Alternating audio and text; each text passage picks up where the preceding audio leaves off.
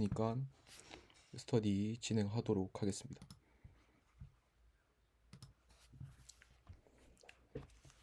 그럼 지금부터 2022년 1학기 5주차 목요일 문제 풀이 시작하겠습니다. 스터디 중에 질문 있으시면 언제든지 해주시길 바랍니다. 1번 문제는 저번 주에 배운 이론 다이나믹 프로그래밍을 복습하는 차원에서 첫 번째 문제로 출제했습니다. 어떤 스티커 한 장을 떼게 되면 그 스티커와 변을 공유하는 아래, 위, 왼쪽, 오른쪽 스티커는 찢어져서 사용할 수 없습니다. 각 스티커에 점수가 매겨져 있는데 문제에서 주어지는 2n 곱하기 n열 크기의 스티커들 중에서 스티커 몇 장을 떼어내서 만들 수 있는 스티커 점수의 최대값을 구하는 문제입니다. 경우의 수를 보는 문제인데 최대 입력값이 10만이고 테스트 케이스도 하나가 아니기 때문에 모든 경우를 보기에는 힘들 것 같습니다. 그럼 문제의 조건을 조금 더 파악해 보겠습니다. 어떤 스티커를 한 장을 선택했을 때 변을 공유하는 스티커들이 모두 찢어진다는 의미는 하나의 열에서 최대 하나의 행 스티커만 선택이 가능하고 2행 1열, 2행 2열 이렇게 두 개의 행 이상이 연속되게 스티커를 선택할 수 없습니다. 그럼 여기서 dpn을 n열까지 스티커를 선택했을 때 최대 점수라고 하겠습니다. 하지만 최대 점수를 가질 수 있는 경우의 수가 마지막으로 첫 번째 행을 선택할 때 마지막으로 두 번째 행을 선택할 때 두 경우이므로 이렇게 차원을 2차원으로 확장해서 dp0의 n을 n번째 열까지 선택했을 때 n번째 열은 1행을 선택한 최대의 점수, dp1의 n을 n번째 열까지 선택했을 때 n번째 열은 2행을 선택한 최대의 점수라고 하겠습니다. n번째 열의 1행을 선택하려면 보시는 것 같이 인접한 스티커가 찢어진다는 특성 때문에 n-1열과 n-2열에서 2행을 선택했을 때 밖에 될 수가 없습니다. 따라서 dp0의 n을 점화식을 세워보면 저 두 가지 케이스 중에 큰 값에 n번째 열의 2행의 스티커의 점수를 더해준 것과 같습니다.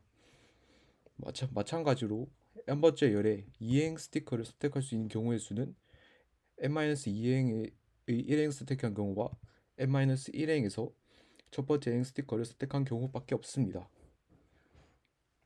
이의 저환식 또한 dp1의 n은 dp0 n-1, n-2 값 중 더 큰 값에 n번째 2행의 스티커를 점수를 더한 것과 같습니다.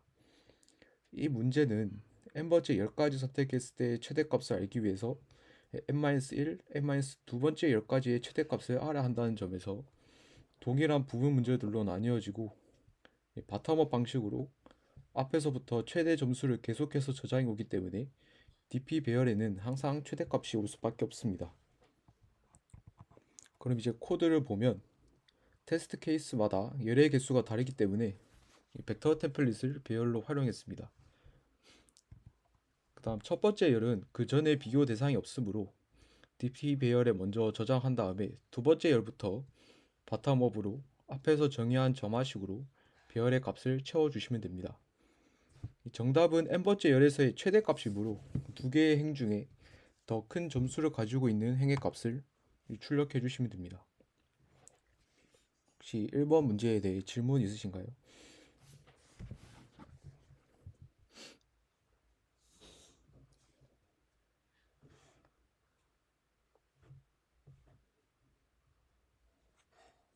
없으신 것 같으니까 넘어가도록 하겠습니다.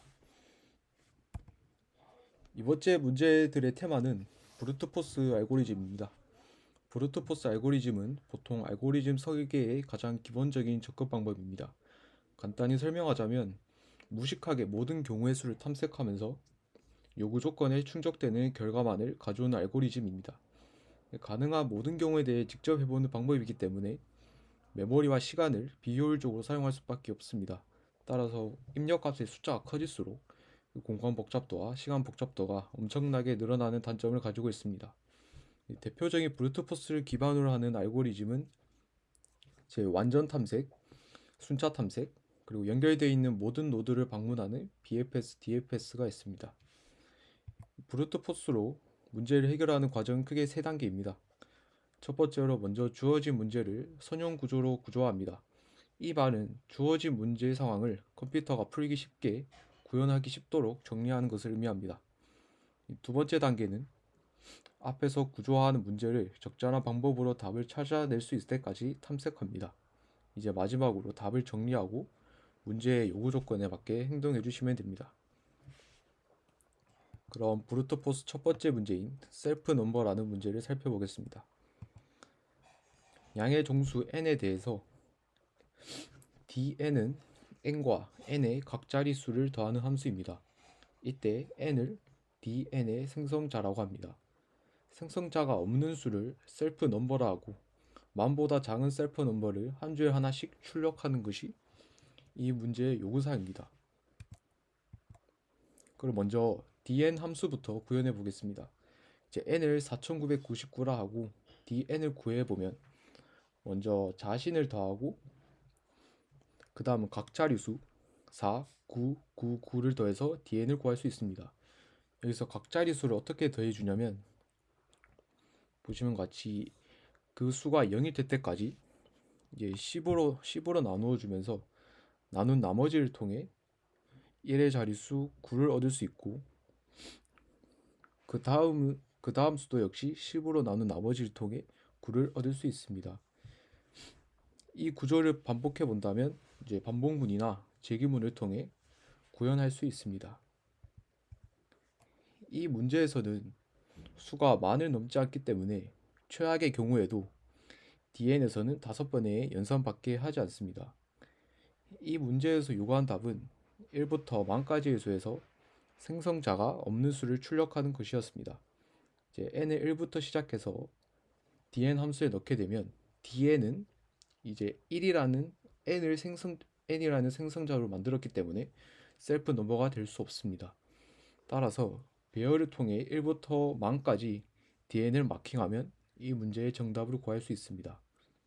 연산을 어느 정도 하는지 계산해 보면 앞에서 구한 dn 함수의 연산 횟수는 n의 자릿수와 똑같았기 때문에 만까지 수를 전부 다 dn에 넣어도 4만 정도밖에 되지 않기 때문에 브루트 포스를 해결해도 시간 초과가 나지 않습니다. 1부터 만까지 DN을 수행해도 마킹이 안 된 수는 그 수가 셀프 넘버이므로 출력해 주시면 됩니다. 코드를 보시면 앞서 설명한 방법으로 dn 함수를 먼저 만들고 전역 변수로 셀프 넘이라는 배열을 만들어서 배열의 값을 0인 상태를 셀프 넘버인 수라고 가정합니다. 이제 i를 1부터 만까지 dn을 수행해서 dn을 배열의 인덱스라 생각하고 배열의 값을 1로 바꾸어주면 생성자가 아닌 것으로 마킹할 수 있습니다. 그리고 마지막으로 배열의 값이 0인 값이 셀프 넘버이므로 배열을 탐색하면서 출력해주는 것으로 구현할 수 있습니다. 혹시 이번 문제에 대해서 질문 있으신가요?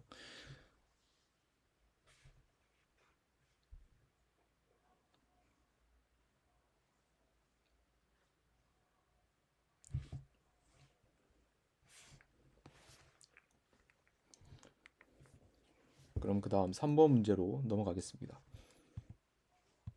3번 문제는 2번 문제와 거의 동일한 문제입니다. 2번 문제는 생성자가 없는 수를 찾았다면 3번 문제는 dn을 만들 수 있는 가장 작은 생성자 n을 찾는 문제입니다. 그 i를 1부터 시작해서 100만까지 i의 분의 즉 2번 문제의 dn을 구합니다.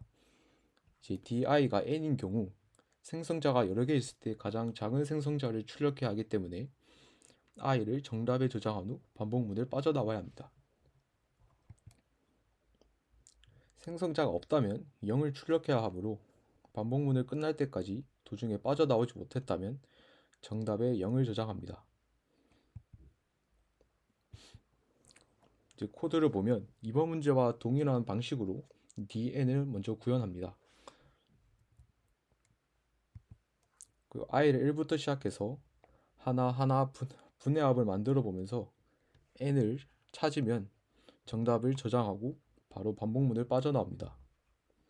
3번 문제는 2번 문제와 다르게 범위가 100만까지였는데 2번 문제처럼 연산 횟수를 동일하게 계산해 보면 600만을 넘지 않아서 충분히 시간 초과 없이 브루트포스로 문제를 해결할 수 있습니다.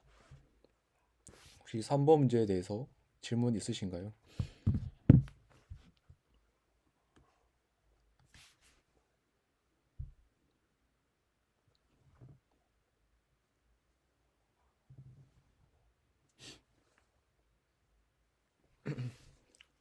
그럼 이제 다음 4번 문제로 넘어가겠습니다.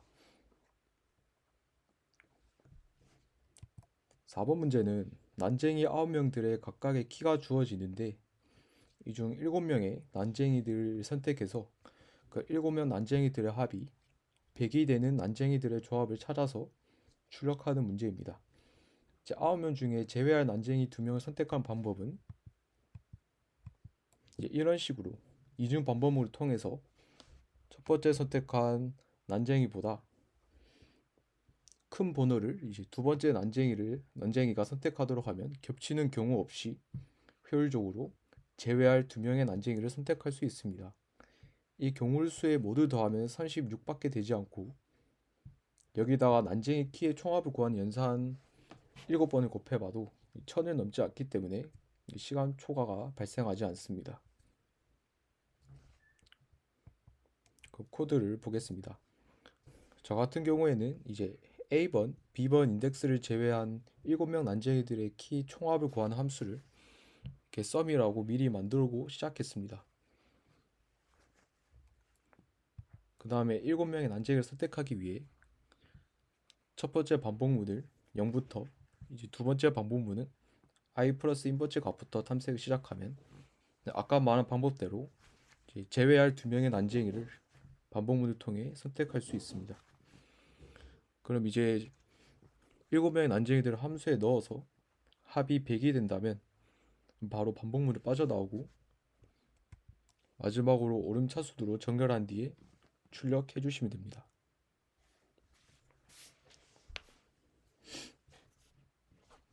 혹시 4번 문제에 대해 질문 있으신가요?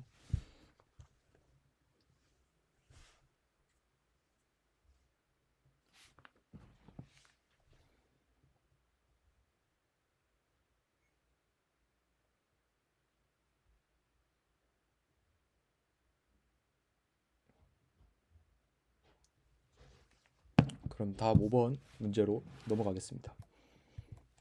5번 문제는 양의 정수 x가 각자리가 등차 수열을 이룬다면 이 수를 한수라고 하는데 n이 주어지면 1부터 n까지 한수의 개수를 출력하는 문제입니다. 우선 n의 범위가 이렇게 1000까지인데 1000은 한수가 아니기 때문에 1부터 999까지만 확인해 주면 됩니다.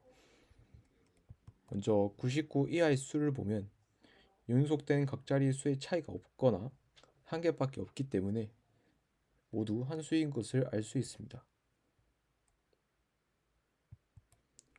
그럼 나머지 100 이상의 수는 100의 자릿수와 10의 자릿수의 차이가 10의 자릿수와 1의 자릿수의 차이가 같다면 한수가 되게 됩니다.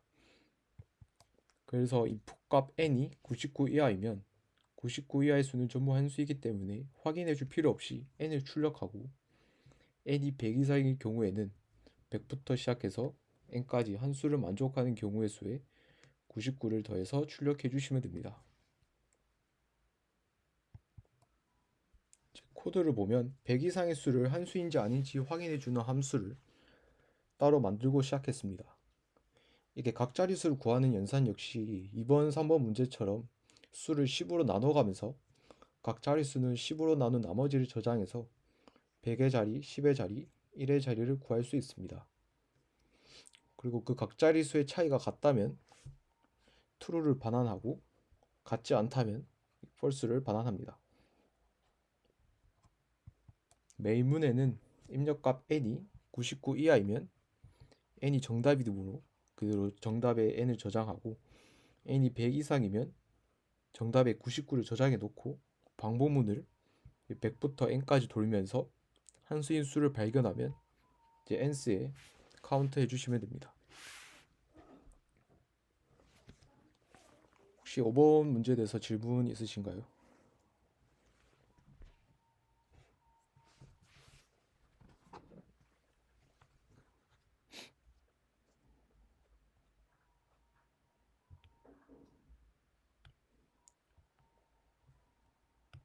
그럼 이제 6번 문제로 넘어가겠습니다. 6번 문제는 영화 감독 숍이라는 문제입니다. 어떤 수에 6이 적어도 3개 이상 연속으로 들어가는 수를 이제 종말의 숫자라고 합니다. n이 주어지면 자연수들 중에서 n번째 종말의 숫자를 구하는 것이 문제의 정답입니다. 그럼 먼저 i가 종말의 숫자인지 확인하는 방법을 알아보겠습니다. 이 수가 종말의 숫자인지 확인해 보는 것을 예로 들면, 먼저 첫 번째 반복문은 수의 1의 자릿수부터, 즉 3부터 시작해서 마지막 수까지 차례대로 확인하는 것으로 이용합니다. 첫 번째 반복문에서 자릿수가 6인 수를 찾았다면 이제 두 번째 반복문으로 들어가서 첫 번째 반복문의 자릿수부터 시작해서 연속되는 6의 개수를 카운트합니다. 이제 연속되는 6의 개수가 3개 이상이라면 종말의 숫자이므로 true를 반환하고 함수를 종료합니다. 만약 3개 미만이라면 다시 첫 번째 반복문 돌아가서 다시 탐색합니다. 첫 번째 반복문이 끝날 때까지 연속되는 6의 개수가 3개 이상이 없어서 이제 반복문이 빠져나오지 못했다면 종말의 숫자가 아니므로 false를 반환하면서 함수를 종료합니다. 이제 우리가 구해야 하는 게 n번째 종말의 숫자를 구해야 하므로 인덱스 변수를 하나 만들어서 0부터 시작하도록 설정합니다. 다음 i를 1부터 시작해서 i가 종말의 숫자이면 인덱스에 1을 추가합니다. 이제 이 인덱스 값이 n이 될 때까지 탐색을 시도하면 n번째 종말의 숫자를 구할 수 있습니다. 이제 첫 번째 종말의 숫자가 666, 두 번째 종말의 숫자가 1666인 것을 가정해서 얼추 10번째 종말의 숫자가 1666이라고 가정하면 실제 10번째 종말의 숫자는 663입니다. 따라서 최대 입력값인 n이 만으로 들어와도 종말의 숫자는 1000만666보다는 짧을 것이기 때문에 이제 i를 1부터 약 1000만까지 탐색을 시도해도 시간 초과가 발생하지 않습니다. 코드를 보겠습니다. 먼저 어떤 수가 종말의 숫자인지 확인하는 함수를 구현했습니다. 이제 첫 번째 반복문의 자리가 이렇게 6이면 이 수가 종말의 숫자가 아닐 수 있기 때문에 그럴 경우는 다시 탐색을 해야 돼서 템프라는 임시 저장 값을 만들어서 현재 값 n을 저장하고 템프를 이제 10으로 나눠가면서 연속되는 6의 개수를 카운트합니다. 연속된 6의 개수와 3개 이상이면 이제 true를 반환하고 끝으로 첫 번째 반복문의 탐색이 끝날 때까지 true를 반환하지 않았다면 종말의 숫자가 아니기 때문에 false를 반환합니다. 아까 말한 대로 메인문은 1부터 시작해서 n번째 인덱스를 찾을 때까지 자연수를 하나하나 탐색해 주시면 됩니다. 그럼 6번 문제에 대해서 질문 있으신가요?